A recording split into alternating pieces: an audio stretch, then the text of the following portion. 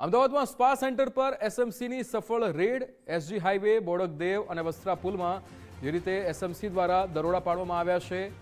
A9 spa, orange spa, galaxy spa, બોક્સમ spa દ્વારા અહીંયા ત્યાં જઈને એસએમસી દ્વારા દરોડા પાડવામાં આવ્યા છે. સ્પા સંચાલકો સામે કડક કાર્યવાહી કરવામાં આવશે, ત્યારે ગેરકાયદેસર દેહ વેપાર થતો હોવાની પણ આશંકા વ્યક્ત કરવામાં આવી છે.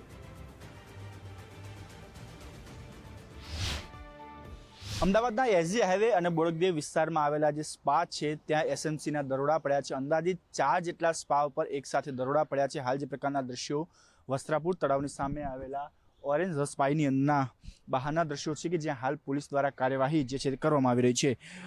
રાજ્યના પોલીસ વડાની સીધી દેખરેખ હેઠળ એસએમસી દ્વારા શહેરના અલગ અલગ જગ્યા ઉપર અસામાજિક અને ગેરકાયદેસર જે પ્રવૃત્તિઓ ચાલતી હોય તેની સામે કડક કાર્યવાહી કરવાના આદેશ આપવામાં આવ્યા છે. જેના ભાગરૂપે એસએમસીની અલગ અલગ 5 જેટલી ટીમો એક સાથે ત્રાટકી અને દરોડા પાડતા સેટેલાઇટ એસજી હાઈવેમાં ભારે ખળભળાટ જે છે મચી જવા પામ્યો છે.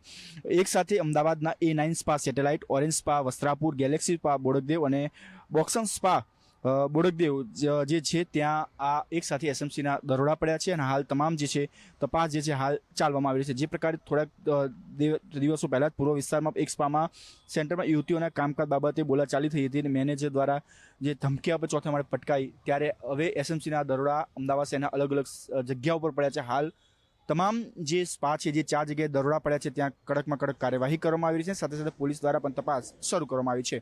કેમેરામેન અંકિત દવે સાથે રાહુલ ત્રિવેદી, ગુજરાત ફર્સ્ટ, અમદાવાદ.